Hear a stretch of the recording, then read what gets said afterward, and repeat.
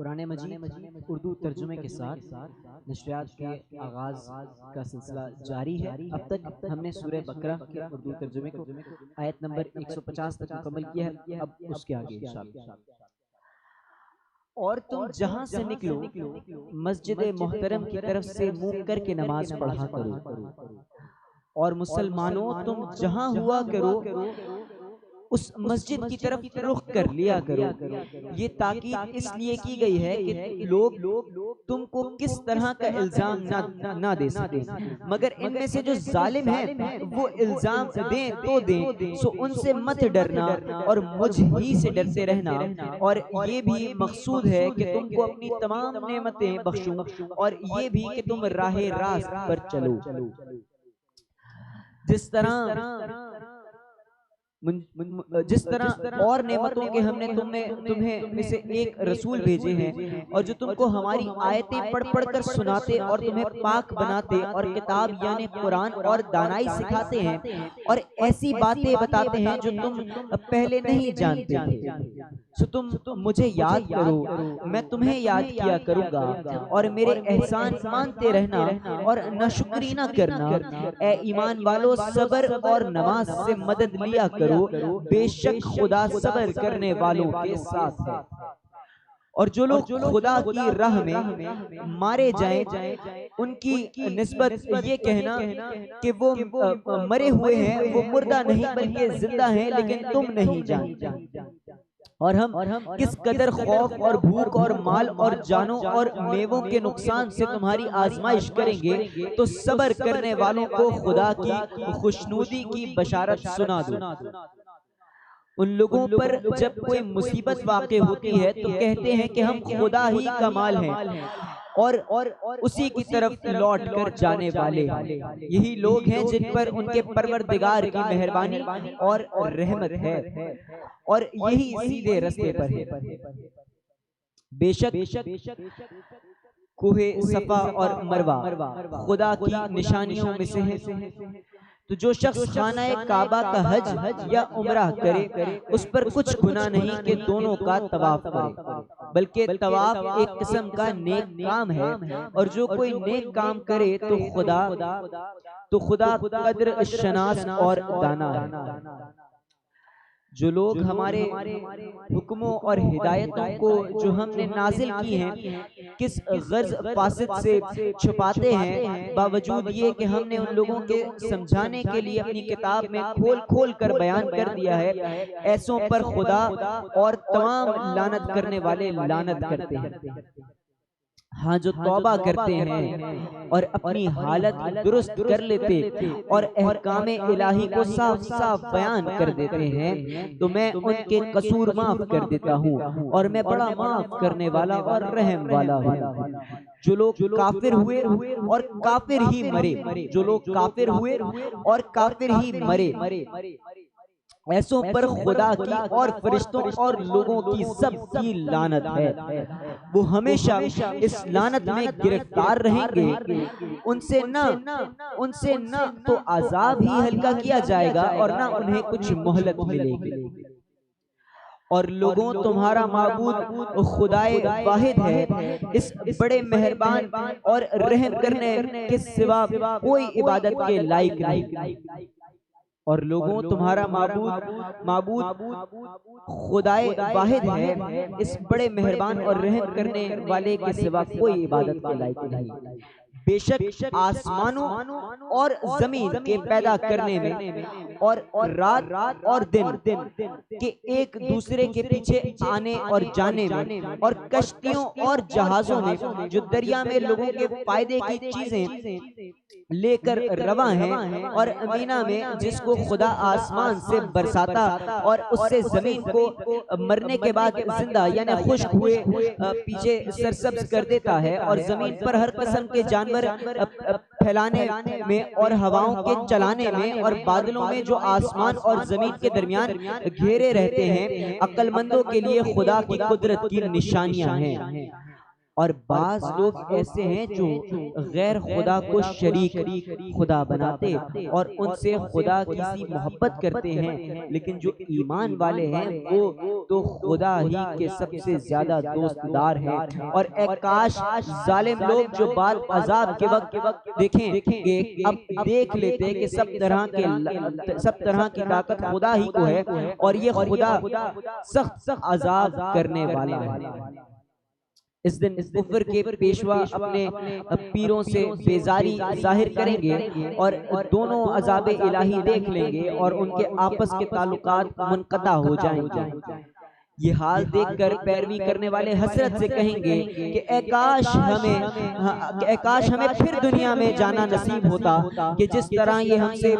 بیزار ہو رہے ہیں اسی طرح ہم بھی ان سے بیزار ہوں۔ اس طرح خدا ان کے اعمال انہیں حسرت بنا کر دکھائے گا اور وہ دوزخ سے نکل نہیں سکیں گے۔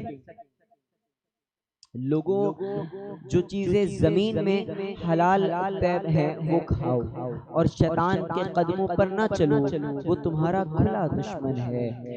وہ تو تم کو برائی اور بے حیائی ہی کے کام کرنے کو کہتا ہے، اور یہ بھی کہ خدا کی نسبت ایسی باتیں کہو جن کا تمہیں کچھ بھی علم نہیں۔ اور جب ان لوگوں سے کہا جاتا ہے کہ جو کتاب خدا نے نازل فرمائی ہے اس کی پیروی کرو تو کہتے ہیں نہیں، بلکہ ہم تو اس چیز کی پیروی کریں گے جس پر ہم نے اپنے باپ دادا کو پایا، بھلا اگرچہ ان کے باپ دادا نہ کچھ سمجھتے ہوں اور نہ سیدھے رستے پر ہوں، تب بھی وہ انہی کی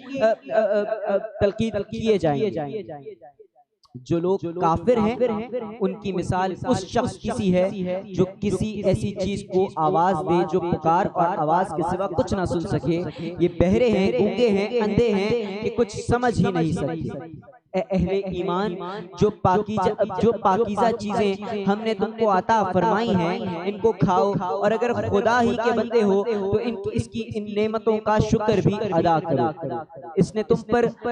مرا ہوا جانور اور لہو اور سور کا گوشت اور جس چیز پر خدا کے سوا کسی اور کا نام پکارا جائے حرام کر دیا۔ ہاں، جو ناچار ہوئے بشرطیہ خدا کی نافرمانی نہ کریں اور حد ضرورت سے باہر نہ نکل جائے، اس پر کچھ گناہ نہیں۔ بے شک خدا بخشنے والا اور رحم کرنے والا ہے۔ جو لوگ خدا کی کتاب سے ان آیتوں اور ہدایتوں کو جو اس نے نازل فرمائی ہیں چھپاتے اور ان کے بدلے تھوڑی سی قیمت یعنی دنیاوی منافع حاصل کرتے ہیں، وہ اپنے بیٹوں سے محض آگ بھرتے ہیں۔ ایسے لوگوں سے خدا قیامت کے دن نہ کلام کرے گا اور نہ ان کو گناہوں سے پاک کرے گا، اور ان کے لیے دکھ دینے والا عذاب۔ یہ وہ لوگ ہیں جنہوں نے ہدایت چھوڑ کر گمراہی اور بخشش چھوڑ کر عذاب خریدا۔ یہ آتش یعنی جہنم کی کیسی برداشت کرنے والے ہیں۔ یہ اس لیے کہ خدا نے کتاب سچائی کے ساتھ نازل فرمائی، اور جن لوگوں نے اس کتاب میں اختلاف کیا وہ ضد میں آ کر نیکی سے دور ہو گئے۔ نیکی یہی نہیں کہ تم مشرق یا مغرب کو قبلہ سمجھ کر ان کی طرف منہ کر لو، بلکہ نیکی یہ ہے کہ لوگ خدا پر اور روز آخرت پر اور فرشتوں پر اور خدا کی کتاب پر اور پیغمبروں پر ایمان لائیں، اور مال باوجود عزیز رکھنے کے رشتہ داروں اور یتیموں اور محتاجوں اور مسافروں اور مانگنے والوں کو دیں، اور گردنوں کے چھڑانے میں خرچ کریں اور نماز پڑھیں اور زکوٰۃ دیں، اور جب عہد کر لیں تو اس کو پورا کریں، اور سختی اور تکلیف میں اور مارکا کارگار کے وقت ثابت قدم رہیں۔ یہی لوگ ہیں جو ایمان میں سچے ہیں، اور یہی ہیں جو خدا سے ڈرنے والے۔ مومنوں، تم کو مقتولوں کے بارے میں قصاص یعنی خون کے بدلے خون کا حکم دیا جاتا ہے۔ مومنوں، تم کو مقتولوں کے بارے میں قصاص یعنی خون کے بدلے خون کا حکم دیا جاتا ہے، اس طرح پر کہ آزاد کے بدلے آزاد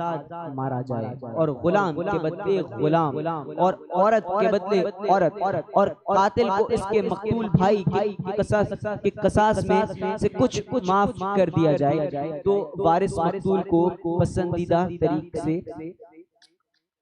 قرارداد کی پیروی یعنی مطالبہ خون بہا کرنا اور قاتل کو خوش ہوئی کے ساتھ ادا کرنا چاہیے۔ یہ پروردگار کی طرف سے تمہارے لیے آسانی اور مہربانی ہے، جس کے بعد زیادتی کرے اس کے لیے دکھ کا عذاب ہے۔ جو شخص وصیت کو سننے کے بعد بدل ڈالے تو اس کے بدلنے کا گناہ نہیں، لوگوں پر ہے جو اس کو بدلیں، اور بے شک خدا سنتا اور جانتا ہے۔ اگر کسی کو وصیت کرنے والے کی طرف سے کسی وارث کی طرفداری یا حق تلفی کا اندیشہ ہو تو اگر وہ وصیت کو بدل کر وارثوں میں صلح کرا دے تو اس پر کچھ گناہ نہیں، بے شک خدا بخشنے والا اور رحم کرنے والا۔ مومنو تم پر روزے فرض کیے گئے ہیں، مومنو تم پر روزے فرض کیے گئے ہیں جس طرح تم سے پہلے لوگوں پر فرض کیے گئے تھے تاکہ تم پرہیزگار بنو۔ روزوں کے دن گنتی کے چند روز ہیں، تو جو شخص تم میں سے بیمار ہو یا سفر میں ہو تو دوسرے دنوں میں روزوں کا شمار پورا کر لے، اور جو لوگ روزہ رکھنے کی طاقت رکھیں لیکن رکھے نہیں وہ روزے کے بدلے محتاج کو کھانا کھلا دیں، اور جو کوئی شوق سے نیکی کرے تو اس کے حق میں زیادہ اچھا ہے، اور اگر سمجھو تو روزہ رکھنا ہی تمہارے حق میں بہتر ہے۔ روزوں کا مہینہ رمضان کا مہینہ جس میں قرآن اول نازل ہوا، جو لوگوں کا رہنما ہے اور جس میں ہدایت کی کھلی نشانیاں ہیں، اور جو حق و باطل کو الگ الگ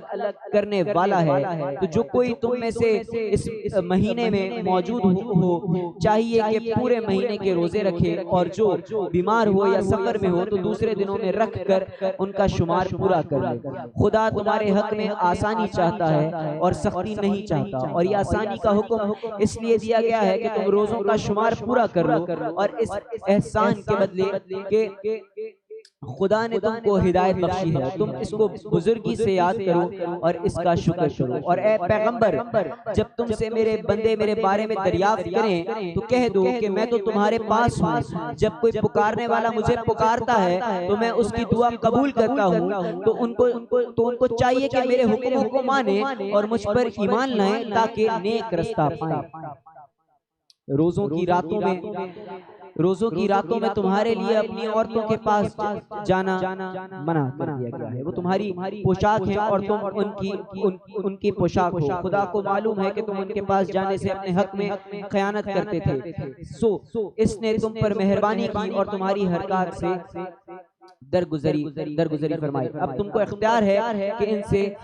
مباشرت کرو، اور خدا نے جو چیز تمہارے لیے لکھ رکھی ہے یعنی اولاد اس کو خدا سے طلب کرو، اور کھاؤ پیو یہاں تک کہ صبح کی سفید دھاری رات کی سیاہ دھاری سے الگ نظر آنے لگے، پھر روزہ رکھ کر رات تک پورا کرو، اور جب تم مسجدوں میں اعتکاف پہ بیٹھو تو ان سے مباشرت نہ کرو، یہ خدا کی حدیں ہیں، ان کے پاس نہ جانا۔ اس طرح خدا اپنی آیتیں لوگوں کے سمجھانے کے لیے کھول کر بیان فرماتا ہے تاکہ وہ پرہیزگار بنے۔ اور ایک دوسرے کا مال ناحق نہ کھاؤ، اور نہ اس کو رشوت حاکموں کے پاس پہنچاؤ تاکہ لوگوں کے مال کا کچھ حصہ ناجائز طور پر کھا جاؤ، اور اسے تم جانتے بھی ہو۔ اے محمد صلی اللہ علیہ وسلم لوگ تم سے نئے چاند کے بارے میں دریافت کرتے ہیں کہ گھٹتا بڑھتا کیوں ہے، کہہ دو کہ وہ لوگوں کے کاموں کی میعادیں ہیں اور حج کے وقت معلوم ہونے کا ذریعہ ہے، اور نیکی اس بات میں نہیں کہ احرام کی حالت میں گروہوں میں ان کے پچھواڑے کی طرف سے آؤ، اور بلکہ نیکوکار وہ ہیں جو پرہیزگار ہوں، اور گھروں میں ان کے دروازوں سے آیا کرو اور خدا سے ڈرتے رہو تاکہ نجات پاؤ۔ اور جو لوگ تم سے لڑتے ہیں تم بھی خدا کی راہ میں ان سے لڑو، مگر زیادتی نہ کرنا کہ خدا زیادتی کرنے والوں کو دوست نہیں رکھتا۔ اور ان کو جہاں پاؤ قتل کر دو، اور جہاں سے انہوں نے تم کو نکالا ہے یعنی مکے سے وہاں سے تم بھی ان کو نکال دو، اور دین سے گمراہ کرنے کا فساد قتل و خون ریزی سے کہیں بڑھ کر ہے۔ اور جب تک وہ تم سے مسجد محترم یعنی خانہ کعبہ کے پاس نہ لڑیں تم بھی وہاں ان سے نہ لڑنا، ہاں اگر وہ تم سے لڑیں تو تم ان کو قتل کر ڈالو، کافروں کی یہی سزا ہے، اور اگر وہ باز آ جائیں تو خدا بخشنے والا اور رحم کرنے والا۔ اور روزوں کی راتوں میں تمہارے لیے اپنی عورتوں کے پاس جانا کر دیا گیا ہے، جا سکتے ہیں، وہ تمہاری پوشاک ہیں اور تم ان کے پوشاک ہو۔ خدا کو معلوم ہے کہ تم ان کے پاس جانے سے اپنے حق میں خیانت کرتے تھے، سو اس نے تم پر مہربانی کی اور تمہاری حرکات سے درگزری فرمائی۔ اب تم کو اختیار ہے کہ ان سے مباشرت کرو، اور خدا نے جو چیز تمہارے لیے لکھ رکھی ہے یعنی اولاد، اس کو خدا سے طلب کرو اور کھاؤ پیو، یہاں تک کہ صبح کی سفید دھاری رات کی سیاہ دھاری سے الگ نظر آنے لگی۔ پھر روزہ رکھ کر رات تک پورا کرو، اور جب تم مسجدوں میں اعتکاف میں بیٹھے ہو تو ان سے مباشرت تب نہ کرو، یہ خدا کی حدیں ہیں، ان کے پاس نہ جانا۔ اسی طرح خدا اپنی آیتیں لوگوں کو سمجھانے کے لیے کھول کھول کر بیان فرماتا ہے تاکہ وہ پرہیزگار بنے۔ اور ان سے اس وقت تک لڑتے رہنا کہ فساد نہ ہو، فساد نابود ہو جائے اور ملک میں خدا ہی کا دین ہو جائے، اور اگر وہ فساد سے باز آ جائیں تو ظالموں کے سوا کسی پر زیادتی نہیں کرنی چاہیے۔ ادب کا مہینہ ادب کے مہینے کے مقابل ہے، اور ادب کی چیزیں ایک دوسرے کا بدلہ ہے۔ بس اگر کوئی تم پر زیادتی کرے تو جیسی زیادتی وہ تم پر کرے ویسی ہی تم اس پر کرو، اور خدا سے ڈرتے رہو اور جان رکھو کہ خدا ڈرنے والوں کے ساتھ ہے۔ اور خدا کی راہ میں مال خرچ کرو اور اپنے آپ کو ہلاکت میں نہ ڈالو، اور نیکی کرو، بے شک خدا نیکی کرنے والوں کو دوست رکھتا ہے۔ اور خدا کی خوشنودی کے لیے حج اور عمرے کا پورا کرو، حج اور عمرے کو پورا کرو، اور اگر راستے میں روک لیے جاؤ تو جیسی قربانی میسر ہو کر دو، اور جب تک قربانی اپنے مقام پر نہ پہنچ جائے سر نہ منڈواؤ۔ اور اگر کوئی تم میں بیمار ہو یا اس کے سر میں کسی طرح کی تکلیف ہو تو اگر وہ سر منڈا لے تو اس کے بدلے روزے رکھے یا صدقہ دے یا قربانی کرے۔ پھر جب تکلیف دور ہو کر تم مطمئن ہو جاؤ، جو تم میں حج کے وقت تک عمرے سے فائدہ اٹھانا چاہے وہ جیسی قربانی میسر ہو کرے، اور جس کو قربانی نہ ملے وہ 3 روزے ایام حج میں رکھے، اور 7 جب واپس ہو، یہ پورے 10 ہوئے۔ یہ حکم اس شخص کے لیے ہے جس کے اہل و عیال مکے میں نہ رہتے ہوں، اور خدا سے ڈرتے رہو اور جان رکھو کہ خدا سخت عذاب دینے والا ہے۔ حج کے مہینے ہیں جو معلوم ہے، تو شخص ان مہینوں میں حج کی نیت کر لے تو حج کے دنوں میں نہ عورتوں سے اختلاط کرے اور نہ کوئی برا کام کرے اور نہ کسی سے جھگڑے، اور جو نیک کام تم کرو گے وہ خدا کو معلوم ہو جائے گا۔ اور زادرہ یعنی رستے کا خرچ ساتھ لے جاؤ، کیونکہ بہتر فائدہ زادرہ کا پرہیزگاری ہے، اور اے اہل عقل مجھ سے ڈرتے رہو۔ اس کا تمہیں کچھ گناہ نہیں کہ حج کے دنوں میں بذریعہ تجارت اپنے پروردگار سے روزی طلب کرو، اور جب عرفات سے واپس ہونے لگو تو مشعر حرام یعنی میں خدا کا ذکر کرو، اور اس طرح ذکر کرو جس طرح اس نے تم کو سکھایا، اور اس سے پیشتر تم لوگ ان طریقوں سے محض ناواقف۔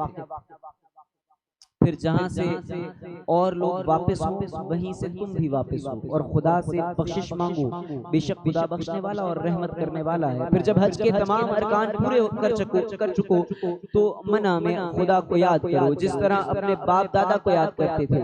بلکہ اس سے بھی زیادہ۔ اور بعض لوگ ایسے ہیں جو خدا سے التجا کرتے ہیں کہ اے پروردگار ہم کو جو دنیا ہے دنیا ہی میں عنایت کر، ایسے لوگوں کا آخرت میں کچھ حصہ نہیں۔ آج ہم نے اس کو